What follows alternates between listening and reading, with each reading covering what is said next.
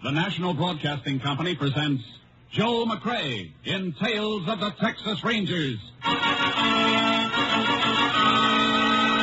Tonight, transcribed from Hollywood, another authentic reenactment of a case from the files of the Texas Rangers.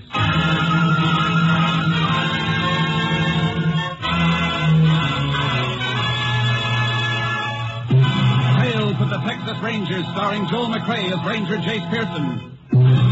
Texas, more than 260,000 square miles, and 50 men who make up the most famous and oldest law enforcement body in North America.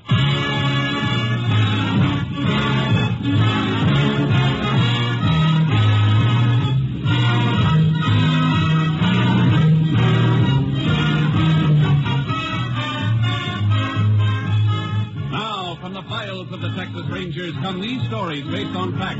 Only names, dates, and places are fictitious for obvious reasons. The events themselves are a matter of record.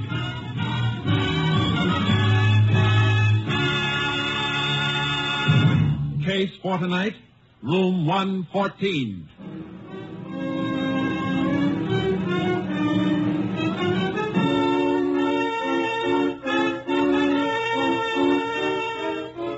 It is 4:47 p.m., the afternoon of October 29th, 1927.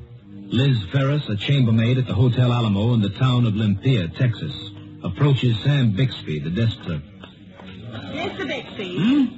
Oh, Liz, thought you went home. Can't see if I'll ever get home till I get the rooms finished. And I still ain't been in room 114. 114? Hmm?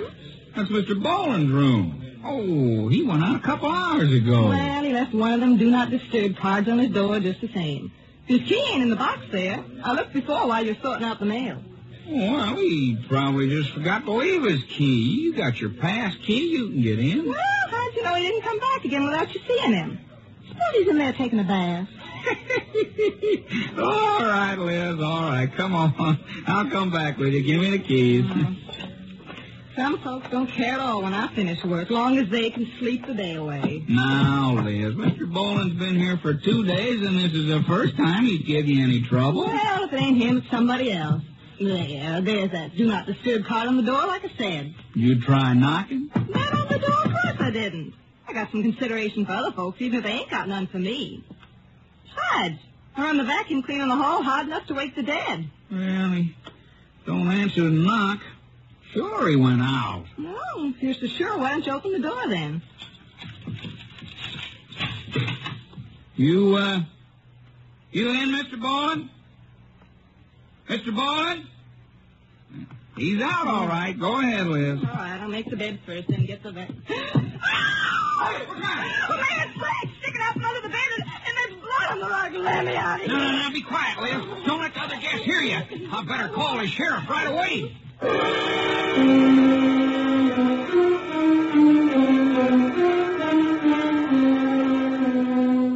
Sheriff James Kerfus reached the murder scene and immediately sent out a request for assistance from the Texas Rangers. Ranger Jace Pearson was assigned to investigate. He joined the sheriff in room 114 of the Alamo Hotel. Everything just like I found it, Ranger, except I had the bed moved so that I could get a look at the body. Throat slashed, huh? Looks like it was done with a straight-edge razor, Sheriff. Yeah. A weapon ain't around any place, so that's what made me figure it was murder for sure. Could have figured that out even if the razor was around. Huh? Palms of his hands are cut, too. He tried to grab the razor and get it away from whoever killed him. Oh, I see. We better cover him with this sheet. Austin will have a fingerprint man here soon. You know who he is? The name on the register is Henry Boland. Been here 2 days. Come up from Lone Star to sell some cattle at the auction barn. All the way up here from Lone Star to auction cattle? That's pretty far. Now that you mention it, yes. Yeah, plenty far. Who discovered the body? The desk clerk and cleaning woman. He must have passed him out in the hall. I told him to wait right outside. Yeah, I saw him. We better talk to him. Right. Bixby. Liz, Range wants to talk to you. Oh, sure thing. I already told you all I know, Sheriff. Anybody come in to visit in this room today? Well, it's hard to say, Ranger. A lot of cattlemen in town when the auction's running.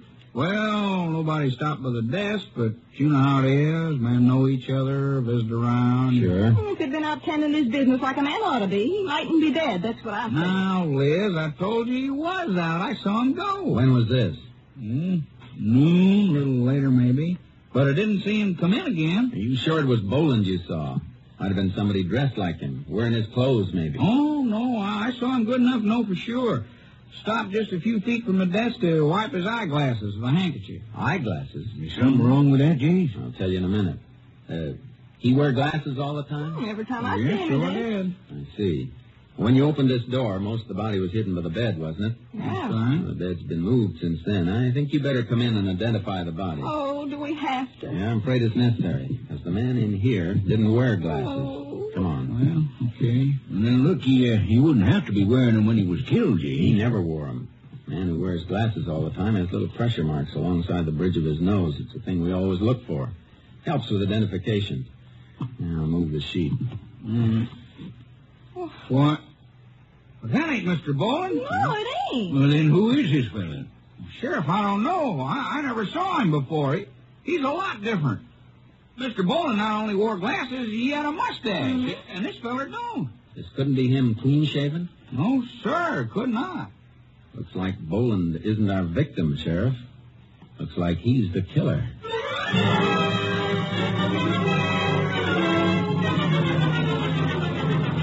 I made some photos of the dead man, got a quick developing job done, and headed for Lone Star, the town Boland had given as his address. On the way, I called my headquarters and asked to have Ranger Steve Clark meet me there. He was waiting at the county courthouse when I drove up. Howdy, Jace. Howdy, Steve. Been waiting long? No, just got here about half an hour ago. Say, what's up? Headquarters fill you in on the killing of the Alamo Hotel in Olympia? Yeah, they told me about it. Good. How far out's the Boland ranch? Well, it begins 9 miles southwest. What do we do, go out and grab Boland? If he's around, but it isn't likely. After checking out of that hotel and leaving a dead man in his room. Why'd you head this way, then? Well, nobody at Olympia had seen the dead man before. We got to find out who he is. If there was bad blood between him and Boland, somebody around here might know about it. That's a good thought. I'll load my horse in with yours and we can go out to the ranch and wake him up.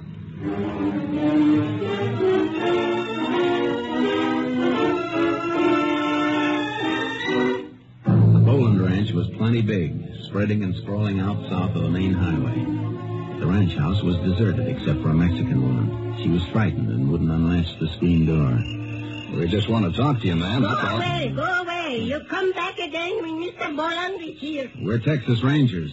We just want some information from you. I know nothing, please. You go away. If Mr. Boland is in there, we'd like to talk to him. No one is here, senor. No one but me. It won't do you any good to hide him, ma'am. If he's not there, why can't we come in and look around? No. We should have gotten a search warrant, Chase. No, she's just frightened because she's alone. There will be somebody else around a ranch this size. Boland must have hands. Where are the men, senora? The vaqueros who work on the ranch. Round up, all out to work the round up. All right, senora. You can go back to bed. We'll go talk to them. Your senora wasn't really too happy to see you, boy. I know. Well, let's get the horses out of the trailer. You really want to look for those cowpokes tonight? Yeah, because we got plenty of other things to do in the morning. Come on, Charcoal. All right, boy. Come on. What's on your mind for the morning? Find out where Boland banks. Watch his account so we can trace him if he cashes a check anyplace. Hey, it'll make it tougher for him to hide, all right. That's how I want to make it. Tough. Well, let's ride. Yeah.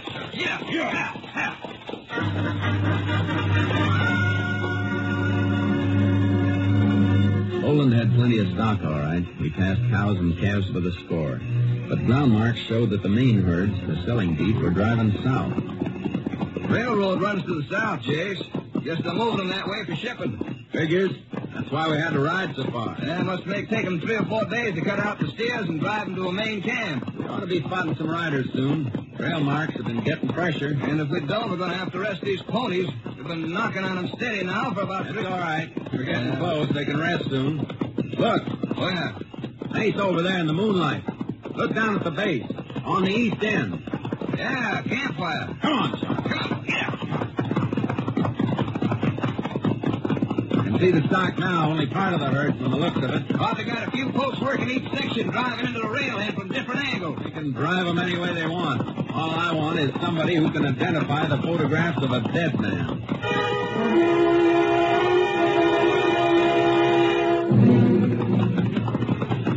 Campfire there, all right, Jace. Nobody around it. That's kind of funny, isn't it? Fire must have been made by cowpokes, they gotta be around. Horses couldn't move, Bob, if they were hobbled, but there ain't any horses inside either. Nothing but part of the herd. Maybe they moved around the other side of the mesa. Whoa, Charlie. Where'd that shot come from, Jase? Up a brush and rock, the edge of the mesa. Whoa, easy, bro. Where are come up so we can see you and keep your hands high. Not while you're gunning from cover. Who are you? Range with the right to be here. And who are you, Bob? What are you doing on this range? We're Texas Rangers. Rangers? After Rangers, let's get a look at you. Come on, Clark. Yep. Charcoal. Now move out of that brush where we can see you. Okay. Come on, fella. We better get off our horses, Jase. Make too good a target for them. Yeah. Well, reckon you are Rangers, all right. My name's Frank Tuller. This Charlie Small. Never mind the introductions, feller. You always throw lead at anybody riding this range? I fired over your head. Just a warning. A warning for what? That's orders, Rangers. Somebody's been making off with some stock, and Boland told us to be on the lookout for strange riders. Boland? He around? No, When'd you see him last? just before we started out on Roundup. Tuller and I ain't seen anybody but each other for almost a week. You don't have any idea where your boss might be. How would we know? Yeah. You seem mighty anxious to find him. I am mighty anxious. Yeah, the boss in some kind of trouble? He's in plenty of trouble. You'll find it out sooner or later. He's wanted for murdering a man in a hotel in Olympia. So if you know where he is or even where he might be, you better talk up. Well, if we knew, we'd tell you right off, but we don't. Know anybody Boland's been having trouble with? Nope. No, the boss never had trouble with nobody. There's a dead man who'd disagree with that if he could. Get those photos out of your saddlebag, will you, Steve? Right. Maybe you can identify the man Boland killed. Here you are, Jase. Thanks. Here, Tuller, you too, Small. Huh? Take a look. Why, say, Ranger, Boland never killed this man. What makes you so sure of that? Because this is the boss. This is a picture of Boland himself.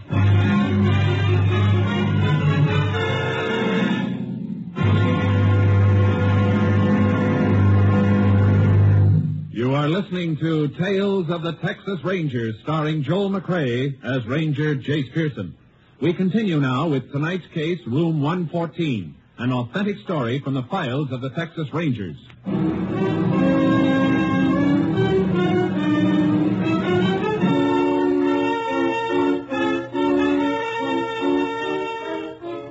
We had our killer cold, knew his name, his address, and he turned out to be the dead man. The case fell apart. It didn't make sense. You're sure this is a photo of Boland? We ought to know. We've been working for him for a year, ever since he come down from Wyoming and bought this spread. The desk clerk at the hotel in Olympia said he'd never seen this man before. I can't help that. But Boland was registered at that hotel for 2 days. The clerk said he wore eyeglasses and a mustache. man, the man he saw wasn't Henry Boland. There's something fishy about this whole thing, Jace. I can't figure why anybody... Wait a minute, Steve. Huh? You fellas said Boland thought somebody was running his stock off? Yes, right. Is his brand registered? Well, sure it is. Box V brand. Thanks. If you want any more information, we'll be out to see you later. Come on, Steve. But, Jace, Come on. Get mounted. Get up, Charlie. Get up. Come on. Hope you catch the man you after. Thanks. What's on your mind, Jace? What'd you ask about the missing cattle and the brand registration? Boland thought some of his cattle were missing.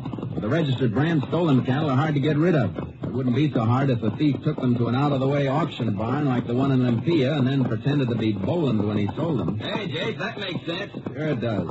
That's why somebody registered at the Alamo under Boland's name. Then Boland must have found out about it, went up to Olympia for his showdown, and got himself killed. That's the picture. I'll buy it, Jace, but who killed it? That's something we're going to have to find out.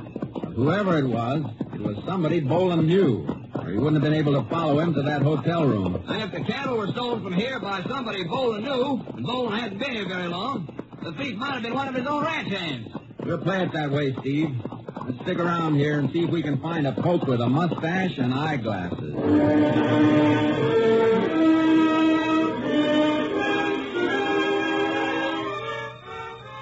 During the next morning, we spotted a pair of riders and asked if they knew of a hand with a mustache and glasses. There was such a man on the ranch, and they told us what general direction he might be working in. A couple of hours later, we found him alone, pushing some strays out of a blind draw. That's him, Jace. Just saw the sun reflect on his glasses. Let's go. Get up. You! Stay right where you are. Don't move for that rifle holster. Ooh, we'll ask the questions.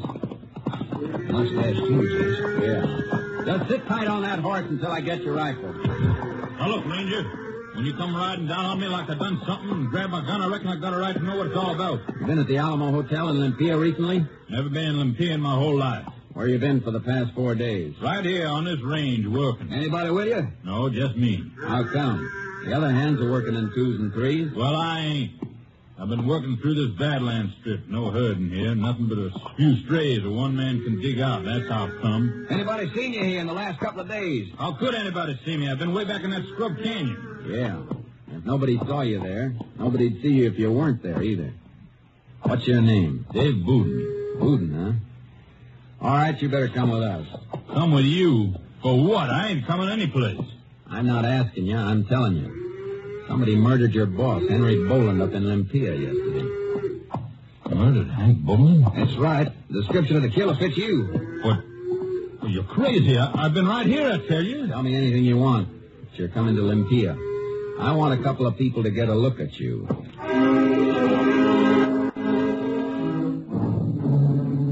We got back to the car and drove Dave Booden to the sheriff's office in Olympia to see if he could be identified. Ranger, I'm telling you, I ain't never been near this town.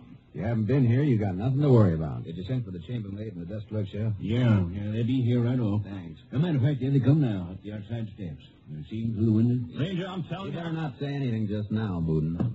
Come in. Howdy. Reckon you remember the ranger here? Ain't like you would forget him after seeing him only yesterday. Liz, Mr. Bixby, I want you to meet Mr. Booden. Hot. Howdy. Doesn't seem like you've ever met Mr. Booden before. I thought maybe you had. Nope. Can't say I ever had the pleasure. Me neither. Although for a minute he did look like... Like who? Now, listen, lady, you never... What's everybody getting excited about? I was just going to say, he looked like Sarah Lee's old beau, the one that run off when everybody expected they was going to get married. All right, Liz, all right. Thanks, Liz, Mr. Bixby. We just wanted to be sure that this man wasn't the one who was registered under the name of Henry Boland. Oh, I see. Oh, no, nothing like him. Except for the eyeglasses and the mustache. Yeah, I guess we might as well let these folks go back to the hotel, Jason. Yeah, looks like you were telling the truth, Booden. I'm sorry. No harm done, Ranger. No way you could have known. Geez, I've been thinking. You suppose a mustache and eyeglasses might have been a disguise to throw us off? That's a thought, Sheriff. It's been done before. Well, I ain't the way it was this time, Ranger. Why not, Bixby? Well, them glasses may have been fake, but not the mustache. The man you're after had a real mustache. I know, because I seen him in the barber shop, and the barber trimmed it.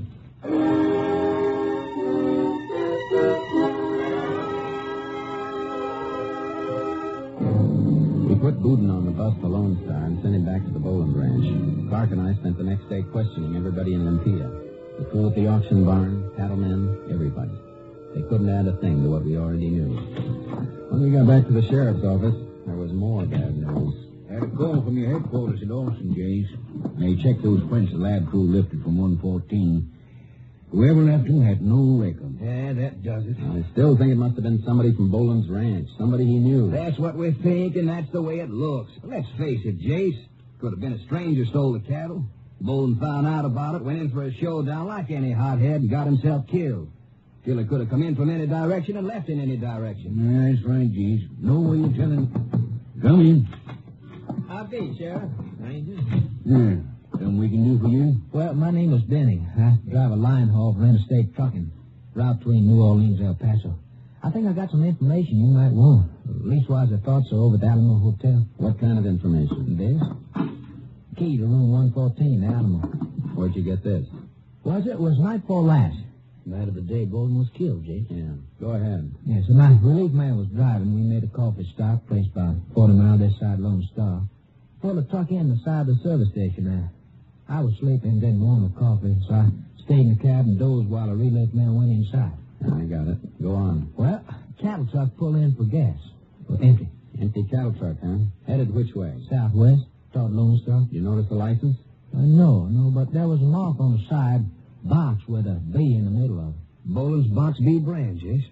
Must have been the truck used to haul the stolen cattle up here. Yeah, to haul the killer back to the ranch. What about the key? I was coming to that.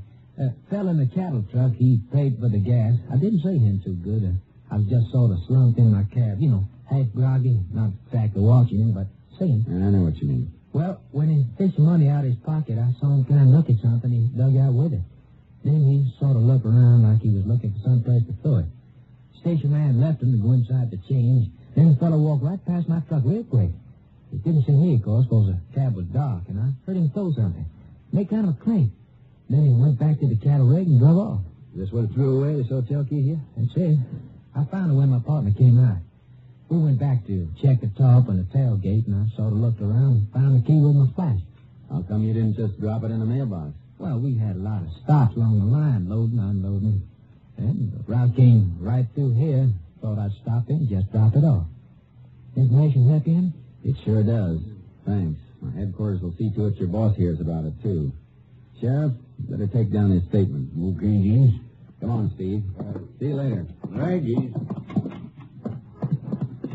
Heading back to Lone Star? Fast the wheels will turn. Pile in. Yeah. How are we going to narrow it down, Chase? Booden was the only hand with a mustache and the glasses. He's clear. Glasses still could have been phony. Something the killer wore only while he was in Olympia. We know the mustache wasn't a phony. Boland's hands have been on roundup for a couple of weeks. A lot of them let their beards grow. Would have been a simple matter to shave the beard and leave a lip cover. Sneak away with a load of cattle and then shave clean before he got back. I know, but Booden was the only hand working alone. One of the others did it and disappeared for a few days. His sidekick know about it. It doesn't have to be a one-man job, Steve. Sidekick could be in on it, too. Yeah, that figures. Well, what's our play, Jace? Fingerprint them all and get a check on the prints up at Austin? I think we can wrap it up quicker than that. We know the killer doesn't have a beard now. He uses a straight razor. That was the murder weapon. Yeah. Booden can tell us which of the men shaved with straight razors. Once we know that, we can settle the rest with a camera I got in the car trunk. How? By asking the straight razor men if they'd like to pose for a couple of identification pictures with eyeglasses and a phony mustache. Tell them we'll have to hold them until the pictures are seen by a couple of witnesses in Olympia. That ought to flush some action from them. Action? I'm betting the man who killed Boland will raise more fuss than the alligator when the lake went dry.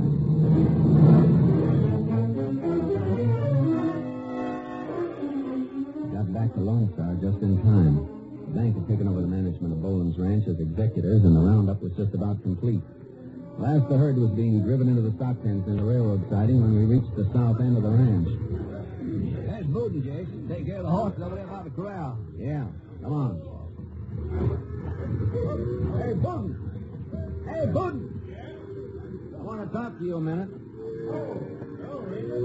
How you making out? I would make out fine if you would help. Pretty sure it was somebody on the ranch who killed your boss. Well, how can I help you? Just tell me which of the folks used straight razors for shaving. Let's see. There's Jones, and Tuller, and Happy. Tuller, huh? Say, Jace, isn't he the bright boy that fired ours first time we rode out on the range? He's the one, all right. He was clean shaven, too. Fella with him was named Small. You know where they are, Booden? Well, it was over there a minute ago, driving along. Oh, here they come now, Jace, around the end of the corral with the horses. Hey, you better drift away, Booden. Sure thing. Back again? Yeah. I'd like to have another talk with you, Tuller. You too, Small. Sure, Ranger. What's it about? Make your way till you dismount. What do you want? Yeah. Find out who killed Boland? We're pretty sure it's one of the hands. All you fellas without beards are going in with us. What for? Why? Yeah. What would that prove? Prove plenty when we get what we want. Take photos of all of you with prop eyeglasses and mustache on you. A couple of people in Olympia want to see them. Well, if they think they recognize somebody, that ain't legal evidence. We'll have something to help it along. We'll fingerprint the man they think they saw because Boland's killer left his prints all over that hotel room. Wait, it weren't me. Shut up. Huh? I helped steal the cattle, that's all. I didn't go to Olympia. He did. I told you to shut up, you rat. All right, Tuller. You can vote. Tuller lashed his horse and dove behind the other mounts at the rack. The frightened animal reared over and knocked Small into me before Clark could grab the bridle. Oh, keep your eye on Small, Steve. I'm going after Tuller. He jumped the fence into the cattle chute, Ranger. I'll climb up. Get him from above. You better stay flat up there, Ranger. I can see you better than you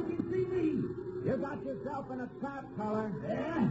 I had you and wanted you to come down after me. I don't have to come down after you. You're a dead pigeon in that cattle chute. Yeah, don't you believe it, Ranger? No. That shot you fired's already got the cattle stirred up. Hey, you man down in the pen. No. Open the gate so the herd can move into the chute. More! Give me more cover! Yeah. Cover you won't like. If they open that gate and I fire into the herd, they'll run you down. You'll get chopped to death. All right, boys, open up the gate. I'm not fooling, feller. I'll fire into them. No, come on. Here's my gun. All right. And climb up on the fence. All right, Ranger. All right, I'm coming. Now, here, give me your arm. I'll pull you out of there. Good, Ranger, okay. Don't let me drop now. I don't want to make no trouble, Ranger.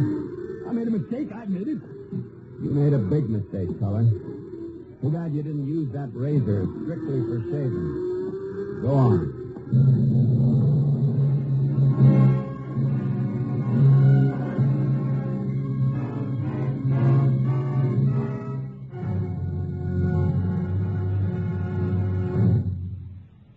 For his part in the crime, Charles Small received a sentence of 25 years. Frank Teller was tried and convicted for the murder of rancher Henry Boland. Today, after 2 decades, he still serves his sentence. Life imprisonment. And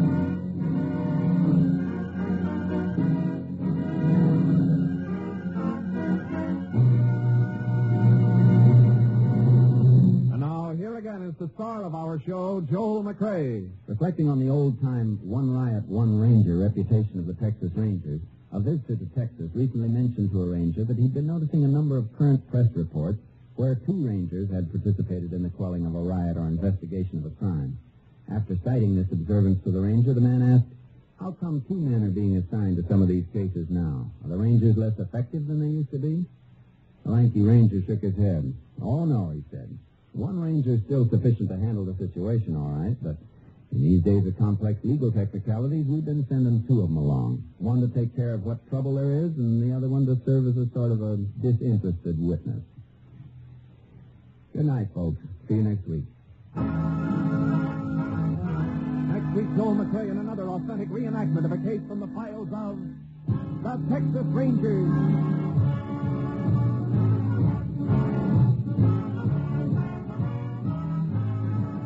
Joel McCrea is currently seen starring in the MGM production Stars in My Town. Tonight's cast included Tony Barrett, Ann Diamond, Herb Vigran, Peggy Weber, Tom McKee, Bill Johnstone, Herb Ellis, and Barney Phillips. This story was transcribed and adapted by Joel Murtaugh, and the program was produced and directed by Stacy Keith. This is Hal Gibney speaking.